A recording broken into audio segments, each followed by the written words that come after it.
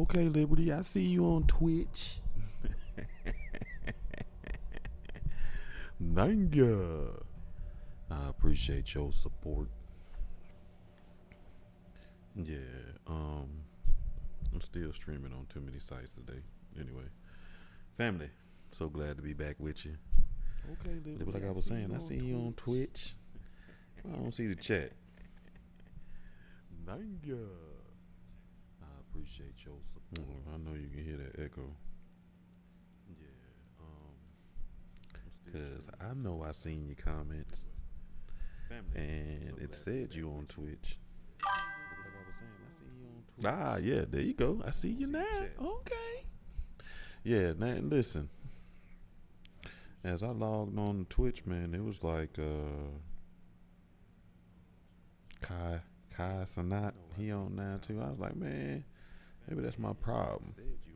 I be competing against big streamers, but I don't care. We're gonna keep doing our thing. Our crowd is a little bit different. You dig? So, but I'm glad to have you here. Family, is your first time here with us. This is Soul Swami Live and the Soul Family, where we discuss all things. I got my ukulele out for you today, Liberty. Where we discuss all things healing in various forms, whether it be energy readings, whether through studying lessons or learning about new concepts. There's a bunch of different ways. We talk about healing in all forms. Okay, hold on. I forgot I got my ukulele out for you today, Liberty. My chakra card. Give me a second. Discuss all things healing in various forms, whether it be energy readings, whether through studying lessons, learn about new concepts. There's a bunch of different ways. We talk about healing in all forms. Okay, hold on. I forgot my chakra card. Give me a second.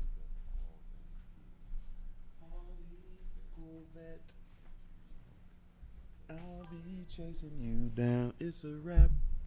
And I like it better that you know what I mean? When you be talking to me, we can actually see your is an echo going on? Do you still hear the echo? Cause I think it might have been my phone up. I'll be chasing you down. It's a wrap. And I like it better that you know what I mean? When you be talking to me. Okay, yeah, so it was my phone. Is the echo going on? You hear it now? I just turned my phone up. Do you still hear the echo? Let's sit in the background. Yeah. So I like seeing your comments on the screen and all that stuff better anyway. But back to what we do. So we talk about all things healing. Where you can find us, we probably streaming down now. So your best choices are going to be YouTube and Twitch. So with our Twitch family, man, it's organic. We always get some interesting people, earn points, all this other stuff. So we're gonna work on all that. Back to what we do. Put our energy and focus into where you can find us. We probably streaming down one direction instead of multiple.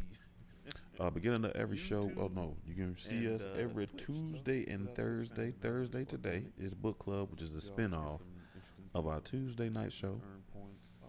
In an effort to help us reconnect to the child, our inner child, we start doing a reading. So what kids don't like being read to? Most of them do. And you can catch us every Tuesday and Thursday at 7 p.m. But you're probably gonna be able to catch me do a little bit of everything in a few, so don't worry about it. Let's catch us. Glad to have you.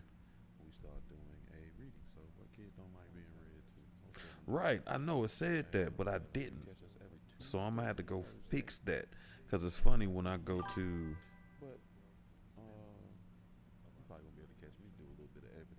Hold on, let me check my sound. Yeah, you still hear it now? Glad to have. Hold on. If you still hear the echo now, I need to check. Because I did turn my phone up. So if you said, yes, I still hear it, that's when I just turned my phone up. Because it's funny when I go to... Okay, so do you still hear it? Because if you still hear it, where my headphones at? If you still hear the echo now, I need to check. Because I did turn my phone up. So if you said, yes, I still hear it, that's when I just turned my phone up.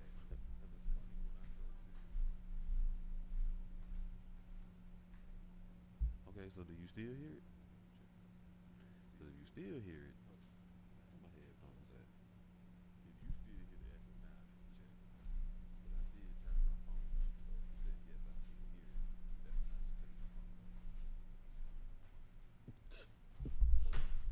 take my phone off. Okay, so do you still hear it? Yeah. So it says I have disabled rewards.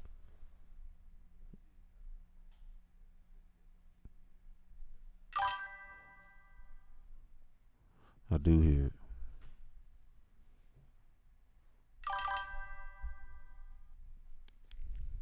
Yeah.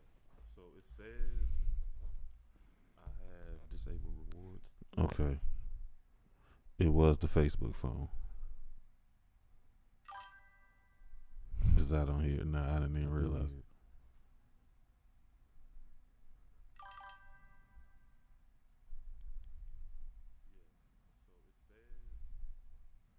No, I still hear it.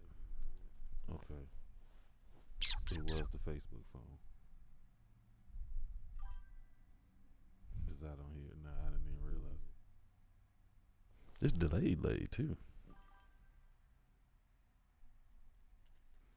Yeah, so no, I still hear it. Okay. It was the Facebook phone.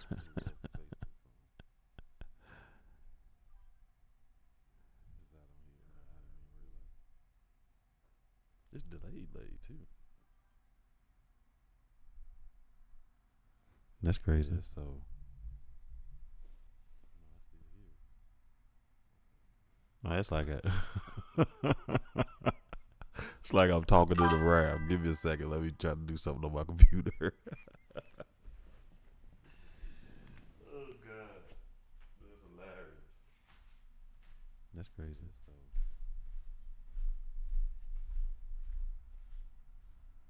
no, it's like it's like I'm talking to the ram. Give me a second. Let me try to do something on my computer.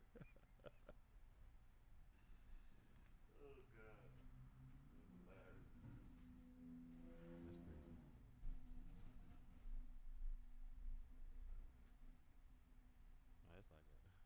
That's crazy. No, it's like I'm talking to the ram. Give me a second. Let me.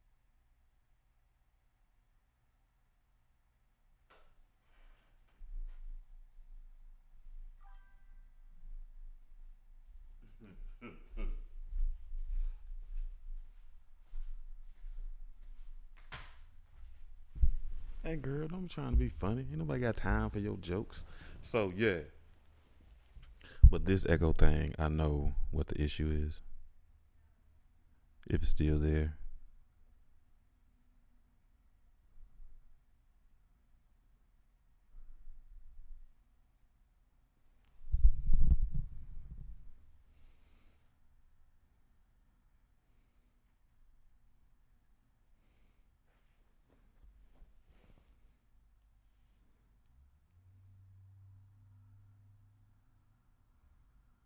Okay, so this the good thing about it. You know what I mean?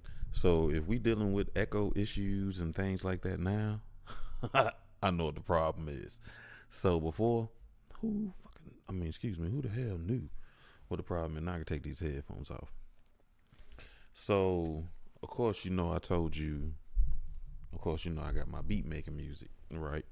So now for the show, I try to run the sound through that because once I got this new sound thing, it picks up everything, my thoughts, my prayers, just everything. Just be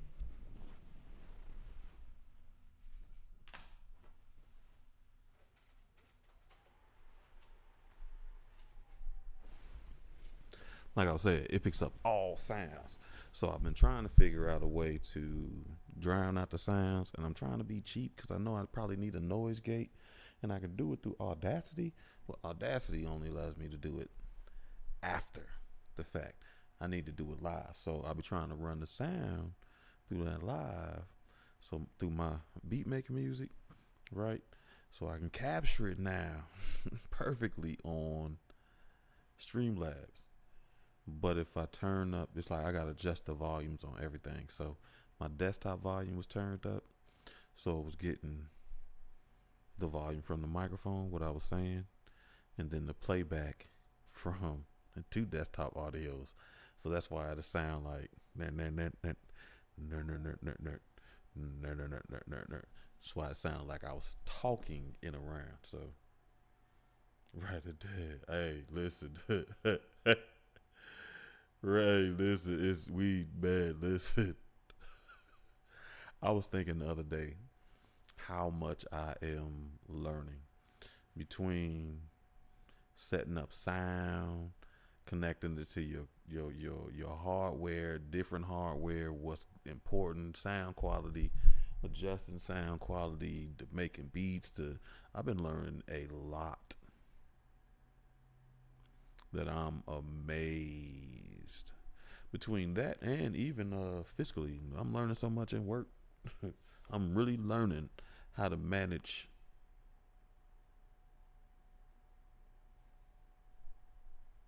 tens of millions of dollars. So fantastic. So thank you again. But if this is your first time here, beginning of every show, we generally do some chakra cleansing, which is a bowl, breathing exercise, and a visualization. The chakra that we are on this week is the crown, hence the purple lighting. The color for your crown is violet. Your crown is good for, I can't even see. What does that say? Your consciousness, your spiritual connection, and your sacred knowledge. Just that kind of information that you just kind of know and don't know why you know. If you're into stones, you want to think amethyst. I love amethyst. It's all over the place around here. I got black amethyst, purple amethyst sitting behind me on my little table. You want to think moonstone. Clear quartz is good for your crown. I got clear quartz around everywhere too. I got a bunch of clear quartz. Liberty, I think that's what I gave you. If I gave you a piece of my rock that I got busted, my geode, what's the beautiful addition to the process? Then I gave you some clear quartz. Yeah, Michelle, I know you're not listening, but if you are, I got a piece of clear quartz for you too.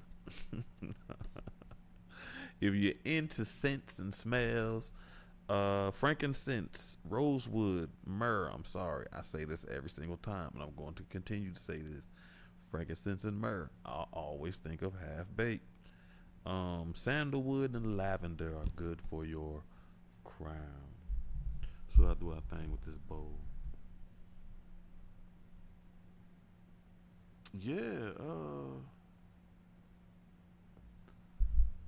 yeah, definitely. And yes, I think so. I've had practice, you know what I mean? I've ran the largest budget I probably was in charge of was probably about 12 million, right? But now I'm learning aspects of budgets that I ain't have to concern myself of, like the disposition of buses and scratch. It's buses in this situation, but really it's the disposition of equipment, right? Which makes sense because at some point through the business we're gonna buy vehicles and stuff like that. So we're gonna have to dispose of them at some point, right? And I really need to have a deeper understanding that I don't know nothing about disposition of buses because I never dealt with transportation. That transportation was so expensive. So, side note, so you got me talking about work, work, work, work, work, work, work, work, work. But yeah, oh yeah. Speaking of work, side note, girl, you not gonna believe this. I swear, man, I got on. Okay, two, one. TikTok gave me permission to stream on there again.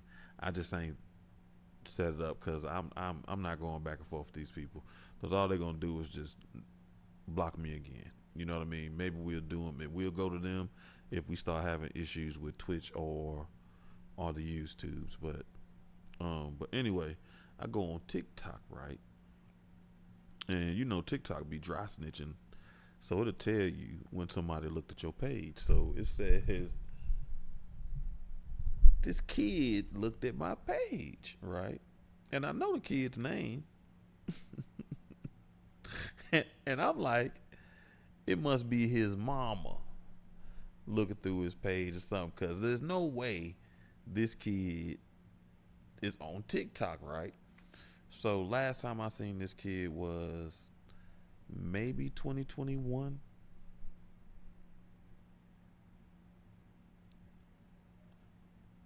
I'm thinking 2020, but we'll say 2021 for the sake of the story. So I ain't seen him. He was 4 or 5 years old.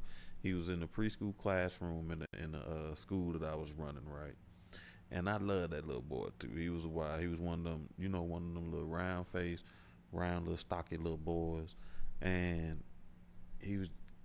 I'm not surprised that he is doing his own thing on TikTok, because he was very opinionated, and he was very courageous. I'm not shocked at all. So I see this little boy, look at my page.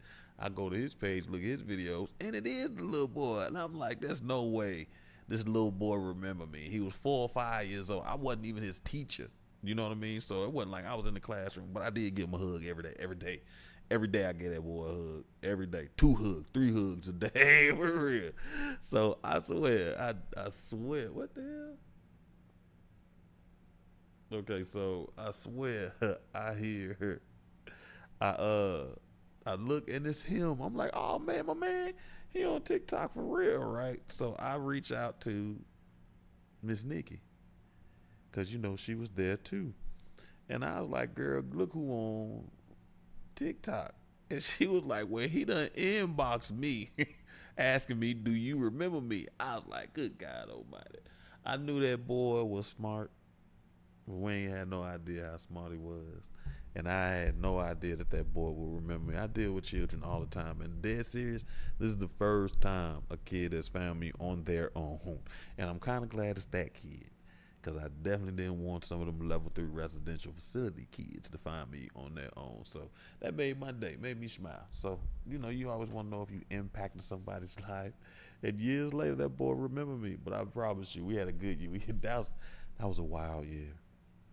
We had floods, everything, everything. But we had a good party at the end of the year. We had a fantastic party. So his graduation party was lit. I took everything I could. Everybody, man, it was like Halloween for them kids. Cause we was like, we're Second Harvest, right? And Second Harvest is a food bank. And most of the time at the food bank, most people there for the snacks and the foods and stuff. So they be having some straight bullshit there sometimes. And you know me, I'm there for the snacks and stuff and the bullshit. So, girl, I still got shampoo. I mean, we was getting, I told you that was that time I was giving bags of chips to everybody. So we had our end of the year celebrations was always lit. We gave so much stuff to them families, man. They were like, man, what the hell? So I'm glad he do remember. He made my day though. So back to the bowl. Side note, you gotta be telling side stories. That was my little boy. I love. There's a couple little kids that, you know what I mean. They wind up speaking to your heart, right? I wish, man, I want to say his name. They were like, hey, man, I love that little dude.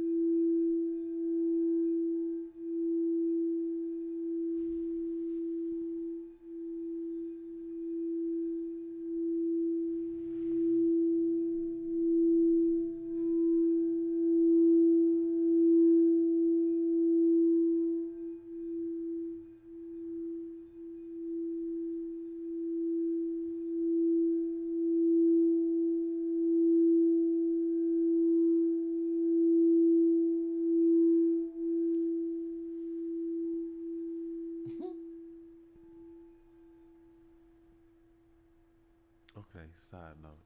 I know it's you, so you got me. I mean, I'm the side note thinking for real. Yo, I am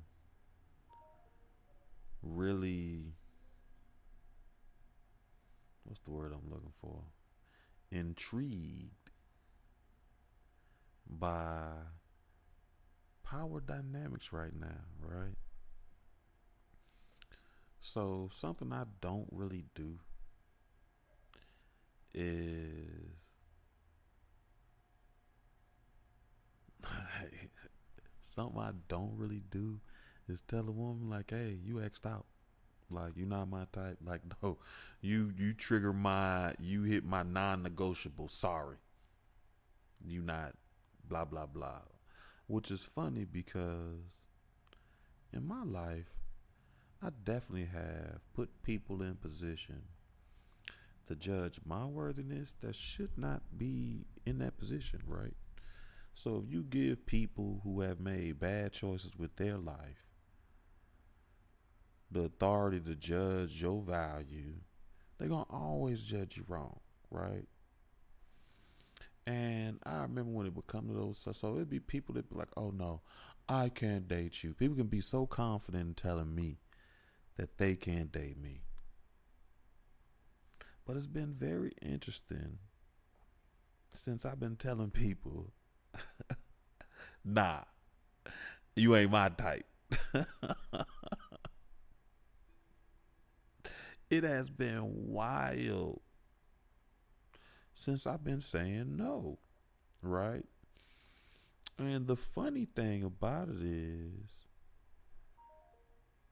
the things that's probably most intriguing to me is the things that people will do to try to get back in that position of power, of judging your value, right?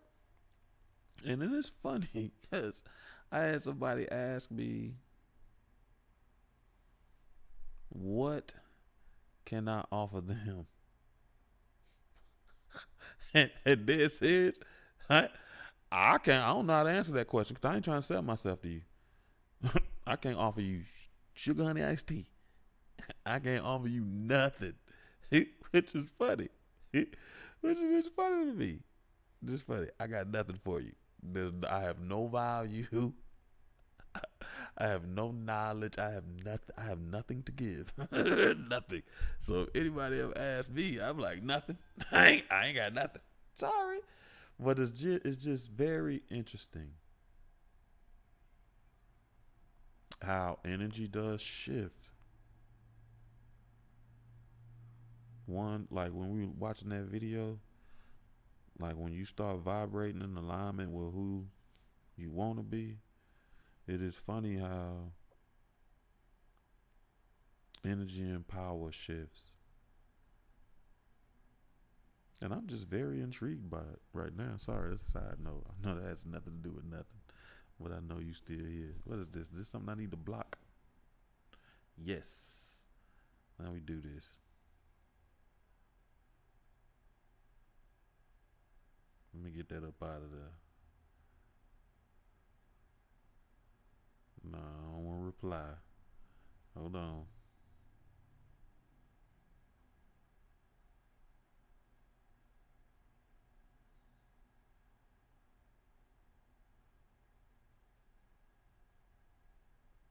I delete this shit. Ban. Ban. All right, good job. That worked. Hey, boop, boop, boop. One message was deleted by a moderator. Bang. Hey, yeah, you did. Hey, yeah, it did. See, now that's the other reason why I like TikTok too. I mean, not TikTok, but Twitch, because then I can go ahead and handle that instead of trying to do it through Streamlabs. Let me go ahead and jump on that real quick. You dig? Yeah, you do. You get me on tangents sometimes. But dead ass too. Today is my Friday. I ain't just get paid. Yeah, I ain't played this song in a minute too. I played it a little bit earlier today, so I hadn't practiced. I still got to get that reverse thing down packed, but I'll be struggling with that shit.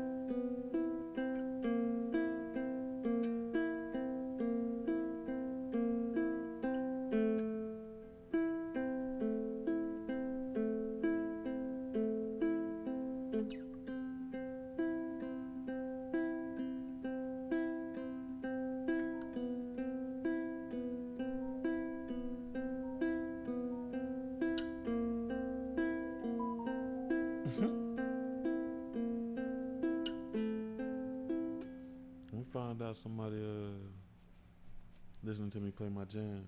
On my phone trying to do numbers now. Whoop, whoop. What is that? Hey, I need to turn that off, as a matter of fact, because I'm sure my phone picks up every message. Beep, beep, beep, beep, beep, beep, beep. I mean, my mic picks up every notification. All right. Okay, I forgot to do the breathing exercise. I didn't get ready to jump into the reading. Listen. Hey,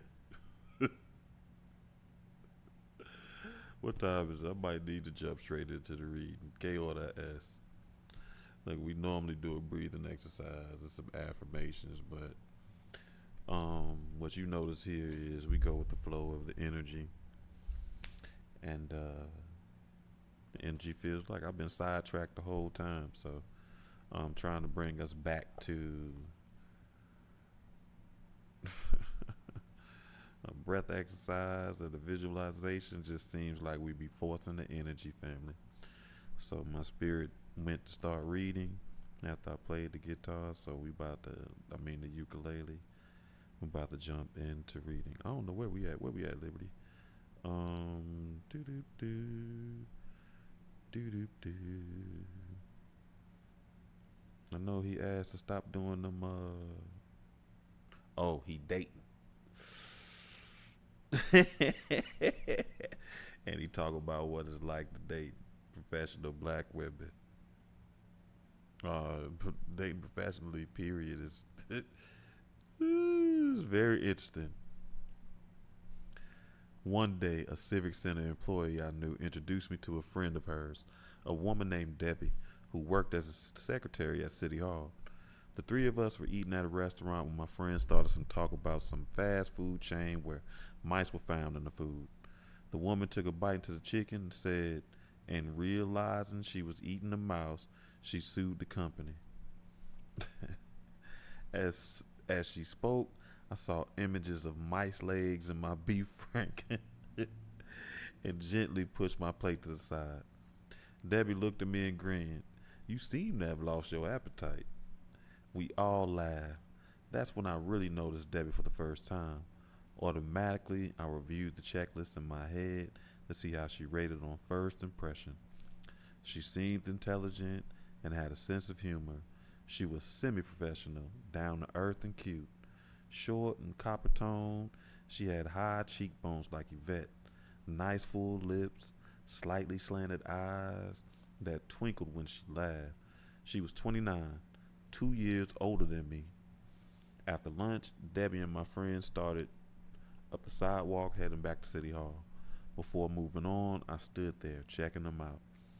Debbie was slightly bow-legged, and her snug-fitting skirt revealed the contours of a shapely frame. A week or two so later, I called her at City Hall and invited her to lunch. No thanks, she said. Then how about going out this Friday night? Pause. Why do you want to go out with me? I must have said the right thing. We went out dancing that weekend. Afterwards, I took her back to my parents' house in Norfolk. She said she lived with them because she come out of a live-in relationship with a trifling guy who'd ruined her credit. I parked in the parents' driveway and we sat and talked. She told me she wanted to study veterinary medicine. I shared my plans to leave Portsmouth by the fall. When it grew late, I made my play for an overnight fling. You want to come to my place for breakfast? She said no.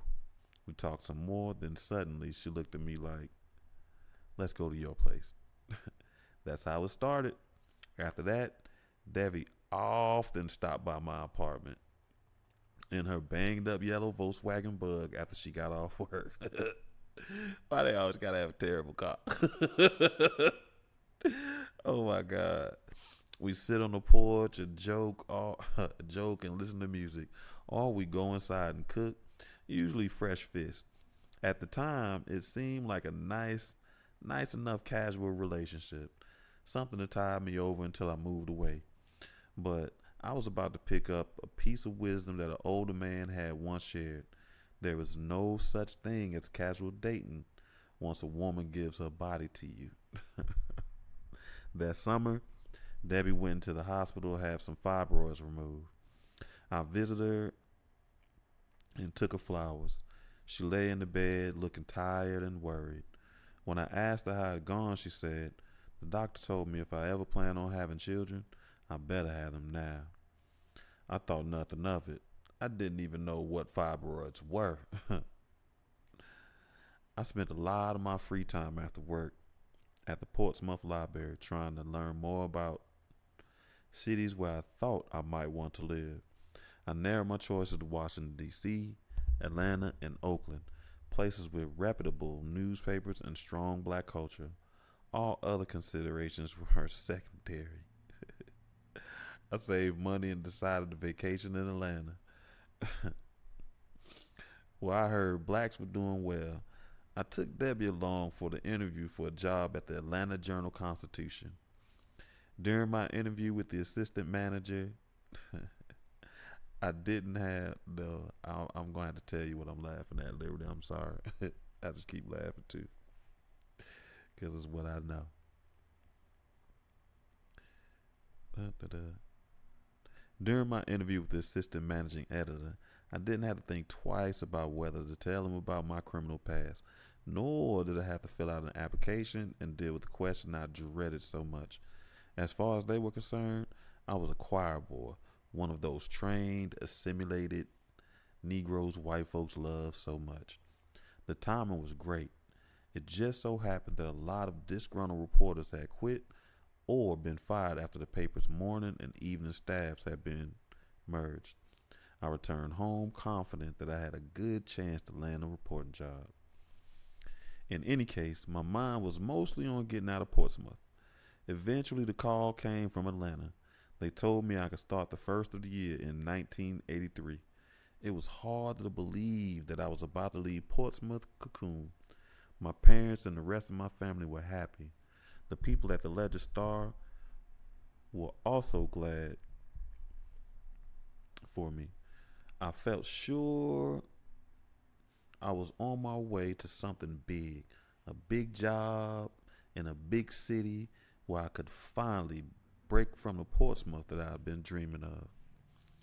Debbie and I were at my place one day when she stepped close to me and said somberly, "We need to talk." I sat down. She looked squarely at me and said, "I'm pregnant." I was stunned. Pregnant? I thought you said you were taking birth control pills. You know, she stopped that at the fibroids. She told you. She looked at me. I must have missed 1 or 2 days. The words hung in the air. I stared at the floor. Pregnant. How could I have fought so hard to come so far and have this happen? This wasn't supposed to happen. Not to me. According to the script that I'd written for myself, I was supposed to move to another city and live the rest of my life triumphant and problem-free. I looked at Debbie, who sat quietly watching me. "How do you feel about this?" She said, "I want to have it. If I don't have this child, I may never be able to have children. You remember what the doctor told me when I got the operation?" She paused. "I'll abort it if you insist, but I really want to have this child."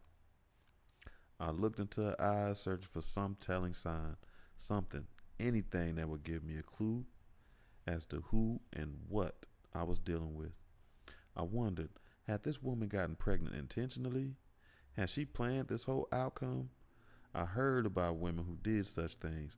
I heard stories about women who wanted babies so bad that they chose a man they wanted to father their children and manipulated things so they could get their wish. But that was an ugly thing to consider. I didn't want to think about things like that. I didn't want to think about anything. Bro, you was in there shooting the club up. What is you talking about?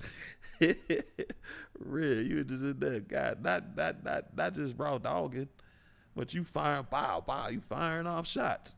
What is you talking about? What are you talking about?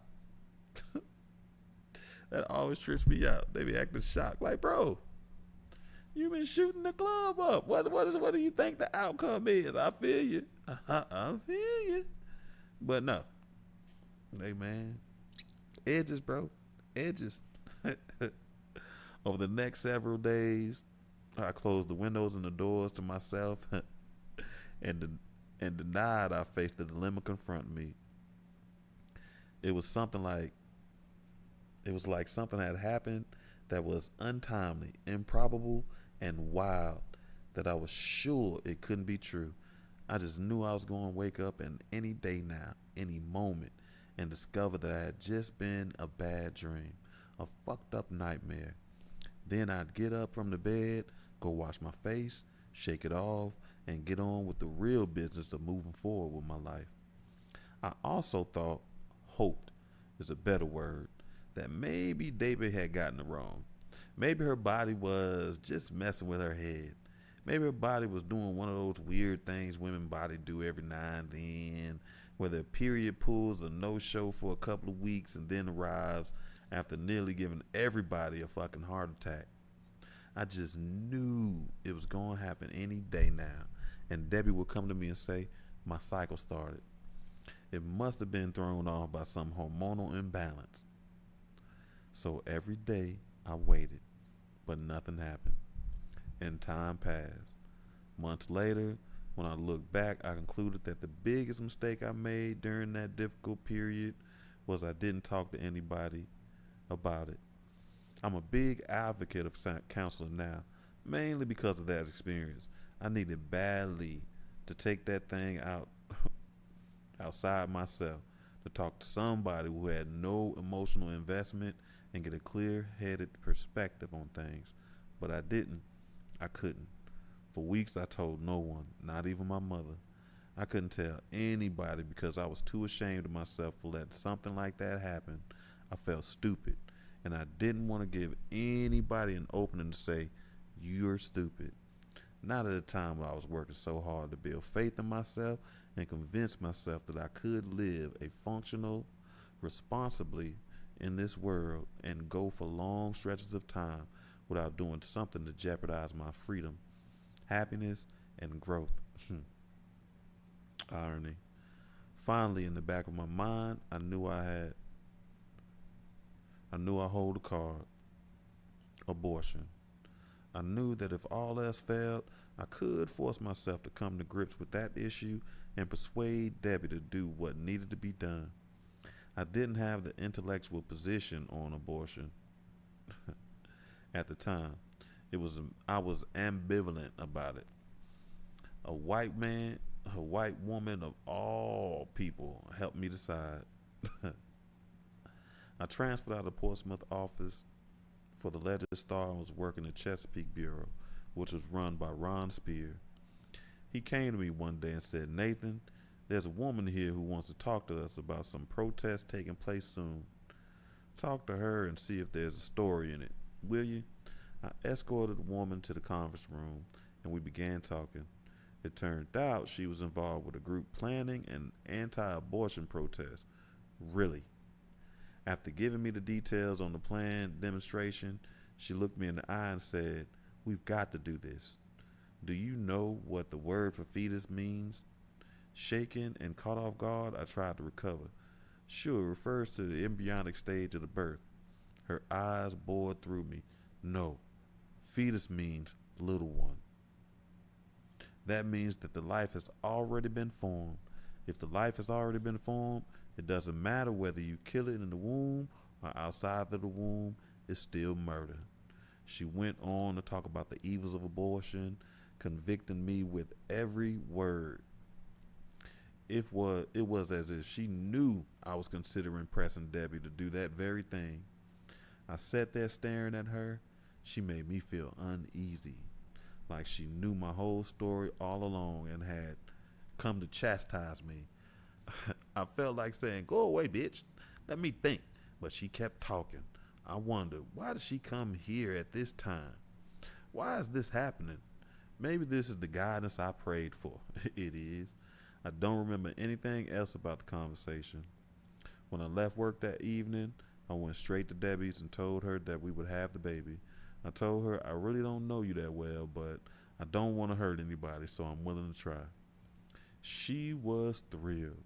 She was delighted, and I was scared to death. All of a sudden, my whole life had changed. Suddenly, I was linked for life to a woman I'd known barely 3 months. Shooting up that club in 3 months, boy. Shit, you should have thought about that. My future, which had seemed to be coming together so nicely, got real complicated. What about my new job, my plans to leave Portsmouth? I couldn't allow this crisis to block that. I decided to take care of my obligation from Atlanta and return home often to visit the child. But as moving date neared, the ghost of JL started to haunt me. If I go to Atlanta and leave Debbie behind, I will be separated from this child just like I'm separated from Monroe. I can't allow that. I can't. I felt like I had to take Debbie. It would be risky stepping out in a brand new city with someone I hardly knew, but I felt I had to try.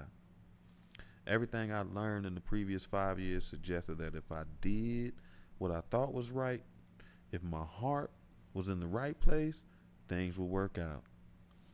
It was a principle of faith, the evidence of things not seen.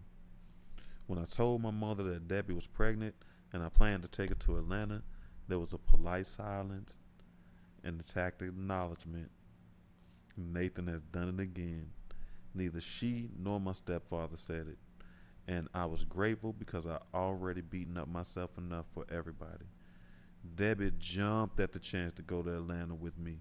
Her mother, father, and two sisters seemed warmer to the idea of her having a baby and going off to make a new life with a virtual stranger. Her mother and father congratulated us as if they were newlyweds. It would be years before I would fully understand that response. It would be a while before I'd learn what they all knew, that Debbie had been stood up at the altar not once, but twice. She also been pregnant twice in 1 year, and that last time was just a few months before we met. Oh, so she got there living out her goddamn traumas on my man. That's crazy. Well, that ain't crazy, but, it is what it is. We pulled out of Portsmouth right after New Year's Day in 1983. I had a new car, a Nissan Sentra, a new job, and having completed my time on probation the month before, a new freedom. And all that, and yet I didn't feel free. Riding down Interstate 85 towards Atlanta with a pregnant woman beside me, I sensed I was heading into a bondage far deeper than I'd ever known. Yeah, buddy. Yeah, buddy. Yeah, buddy. Oh, yeah. What time is it? Oh, wow. Time flying, too, Charlotte. Chapter 32. The Black Mecca. I fell in love with Atlanta from the jump. As picturesque and clean as any city I'd ever seen. It seemed to be authentic and glitzy images promoted in the ebony and black enterprise magazines. Long limousines cruised along Peachtree downtown. Tall gleaming buildings adorned the city skyline, and couples strolled through lush green parks tucked into quaint courtyards where, here and there amid the skyscrapers,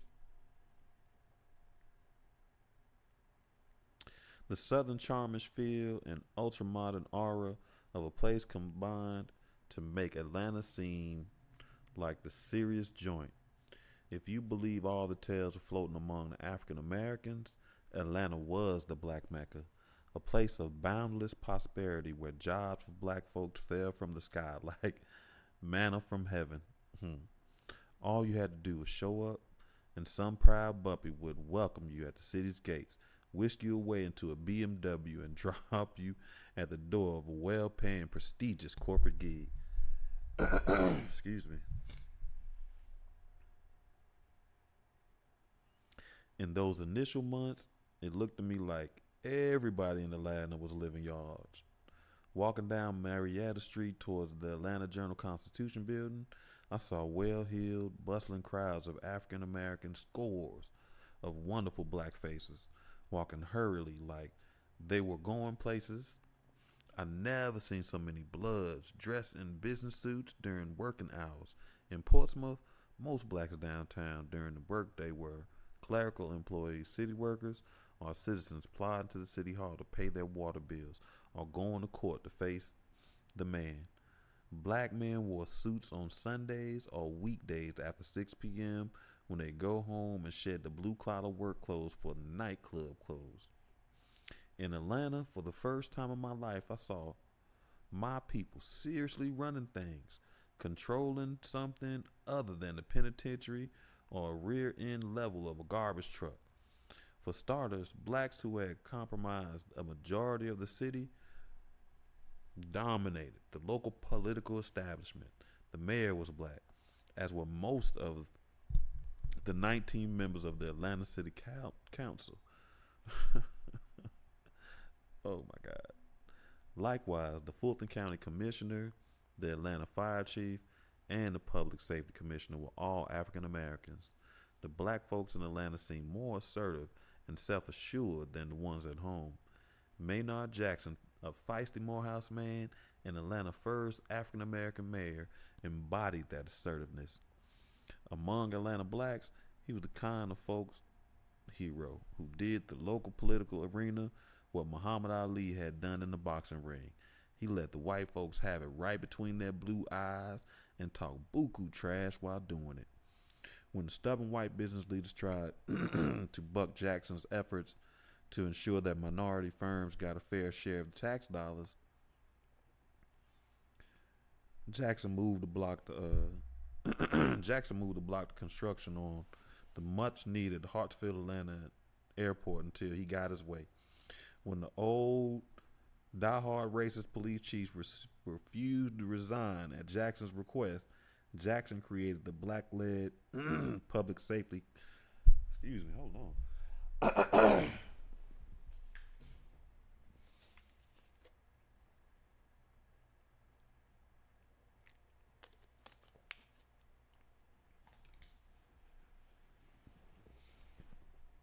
Man, we having a hard time. I gotta get my life together.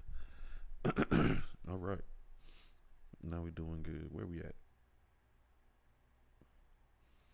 When the old diehard racist police chief refused to resign at Jackson's request, Jackson created a black-led public safety commissioner's office over the white chief to drive him out.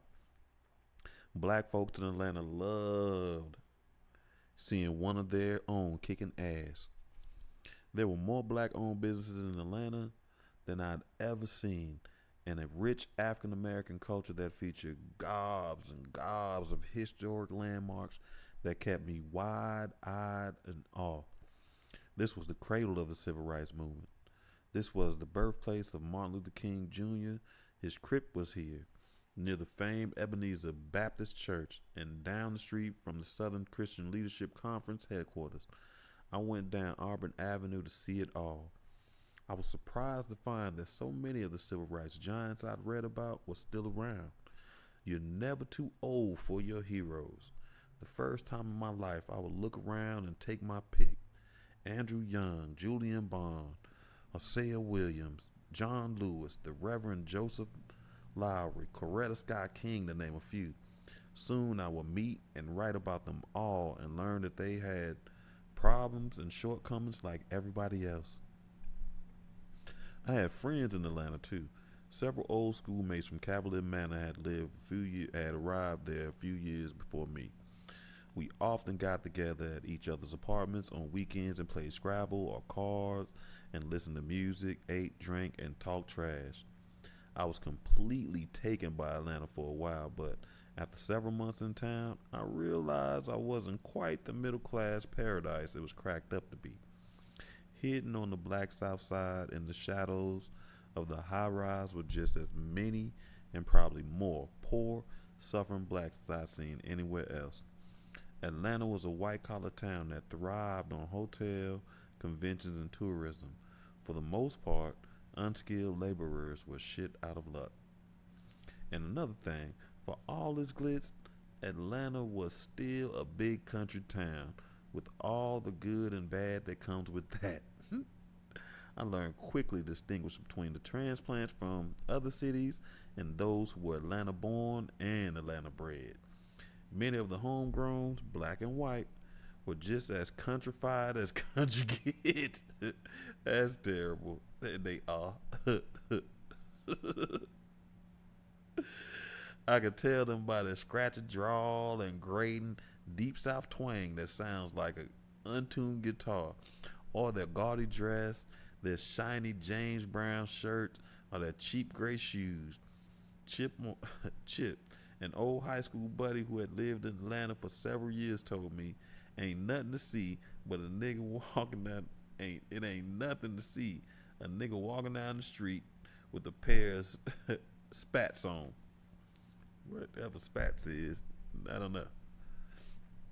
Shortly after arriving, I walked into a downtown barbershop to get a cut and was startled what I saw. Men lined from wall to wall, sat in low chairs with their head under dryers. Others got greasy touch-ups and fresh, oily jerry curls. It looked like a beauty salon. I turned and walked out. Further up the street, I found another shop where the scene was the same. It took several tries before I found a spot where a brother could get a regular cut. It was country, all right, Bama Centra. A cat with any kind of style could move in among the homegrowns and become a star. Bama's aside, Atlanta provided escape from my old life that I'd yearned for. Here, I could start fresh with people who didn't know me from Adam, whose impression of me was shaped by the present day, not some wild thing I'd done a decade before. For once, I felt that maybe, just maybe, I'd come upon a place where a black man stood close to a shot at competing with the white folks on a level field. Maybe I could dream that same dream white folks dreamed, with the real possibility of making them come true. I was certain this was the closest blacks would get to the promised land. It was the Black Mecca.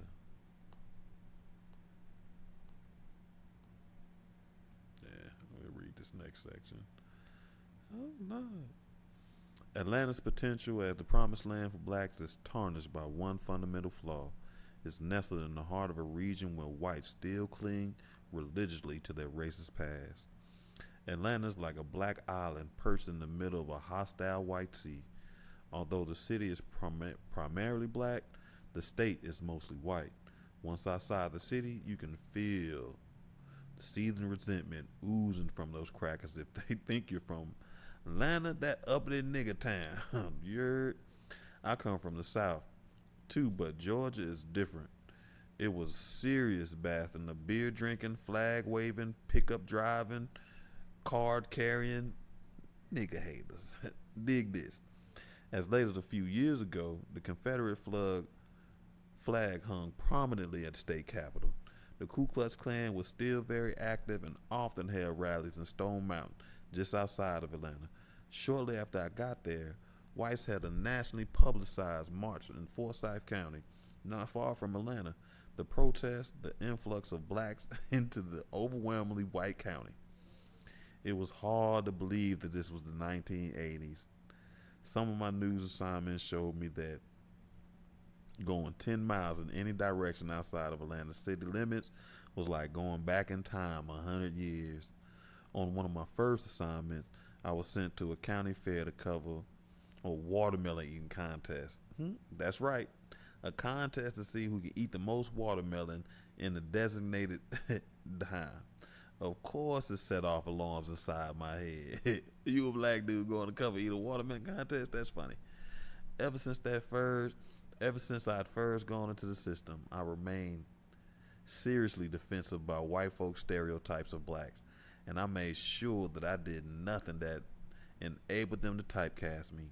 Knowing how much they enjoy seeing black folks dance, I refused to dance whenever I went to a party where there were white folks around. If I went to lunch to an interview with a white person for a story, I never ordered chicken or other foods they associated with blacks. Now here I was on hand for a damn watermelon eating contest. Standing in the middle of a crowd of mostly white farmers, I shook my head and wondered, what the hell is going on? Minutes before the contest got underway, Three young black boys who appeared to be between 10 and 12 worked their way to the front of the crowd. I looked at them and got nervous, hoping like hell they weren't there to compete. The boys stepped forward and signed up along with 15 or so whites there to try for the prize. I scanned the crowd and saw the white farmers glancing at each other, grinning slyly as they looked at the black boys. I stood there with a pen and pad in hand, praying to God not to let one of those black boys win.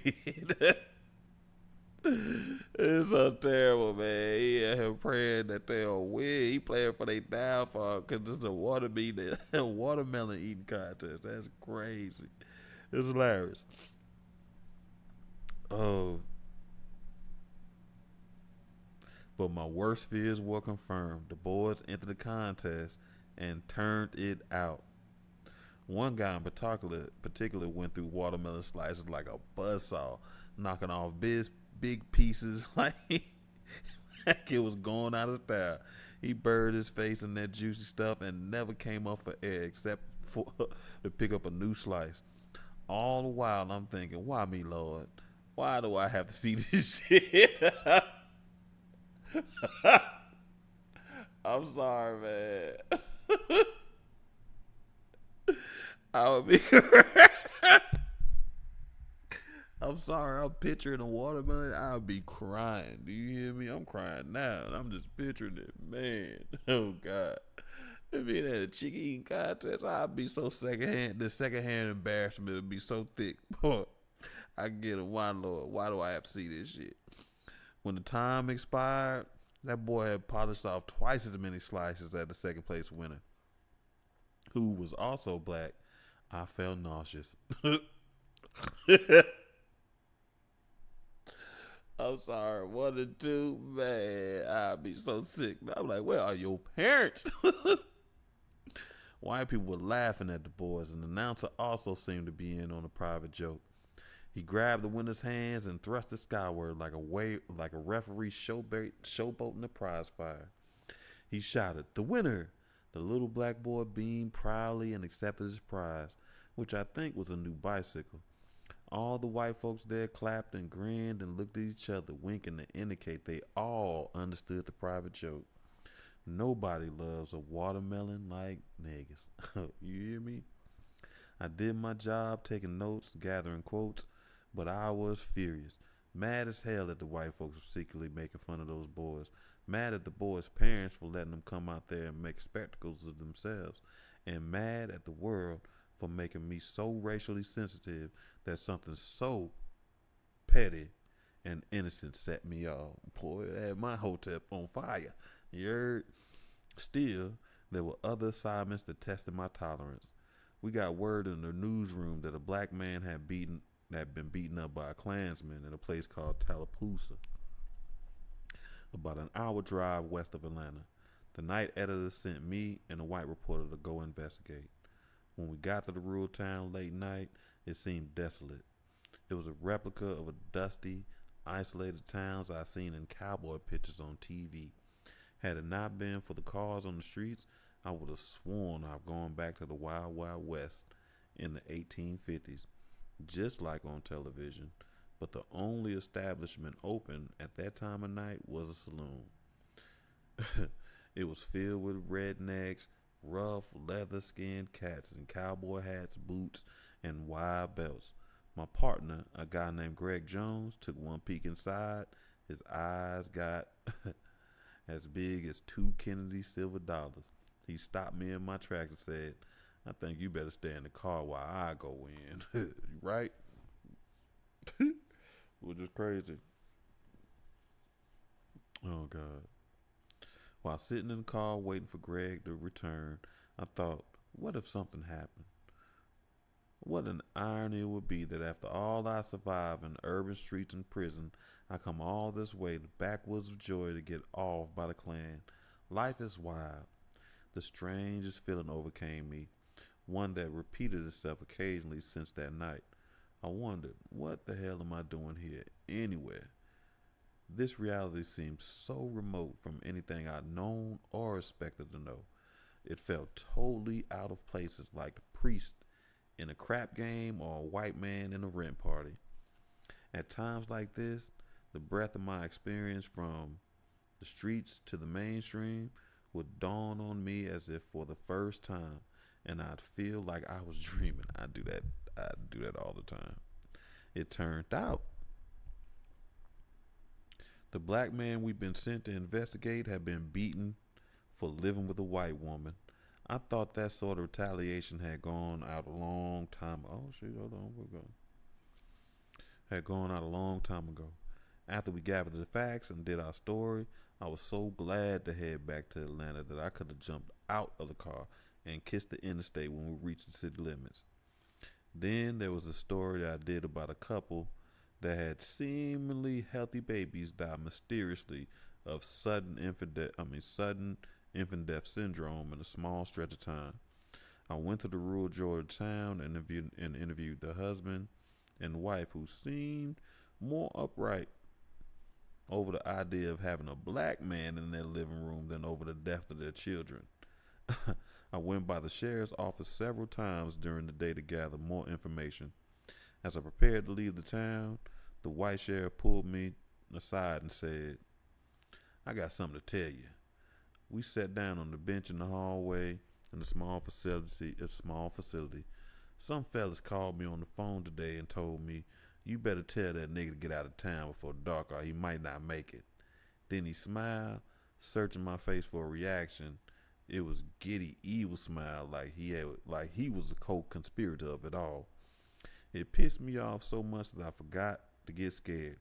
I gave him a message to take back to the boys. You tell them if they come my way, they better come right, 'cause I'm not a pacifist. He was still smiling when I left, openly relishing the weird pleasure he got from trying to scare me. Driving home, I thought about Martin Luther King Jr. and other civil rights types who had willingly faced hostile people in towns like that one. I gained a new level of respect for those pioneers' courage. I wouldn't have had the heart to follow King. Nothing in me would allow me to submit myself non-violently to the deadly abuse of Southern crackers. My faith wasn't that strong, or wasn't in that lane. It could be that strong, just something else. In fact, my faith in the notion of divine justice was so weak that I considered getting a gun. If I was going to be going through southern towns like that one, putting my life on the line, I'd rather be armed. I figured that I'd rather be in a position to bust a cap in the first cracker that came my way. Then I dismissed the idea of a gun as a potential setup for disaster. This show, boy, they gonna kill you with that same gun. If I got a gun, it wouldn't take much for me to use it, especially against some deep South Ofe with a hard on for blacks. Then I'd end up right back in prison where I started. Some deep South Ofe. God, dog. I'm like, what year is this book written? My man calling them Ofe. All right, family. I hope you've been having a great week. Hey, Laura, thanks for joining for a little bit. Yeah, so if you still there, girl, I done changed my life around. I be doing energy readings and anything. So, as a matter of fact, I'll reach out to you. But Tuesday nights is for book club. No, Thursday nights for book club. Tuesday nights we do a bunch of different stuff on healing. And I'd love for you to come on and read energy. But anyway, I hope you've been having a great week, family. I hope you have a great weekend. Whoop, whoop, whoop. I think I'll do some plant work this weekend. My babies need to, I keep on saying it, but I ain't been giving them the love that they needed. So they definitely need some repotting. I hope to see you Tuesday where we continue our discussion on the quantum shift.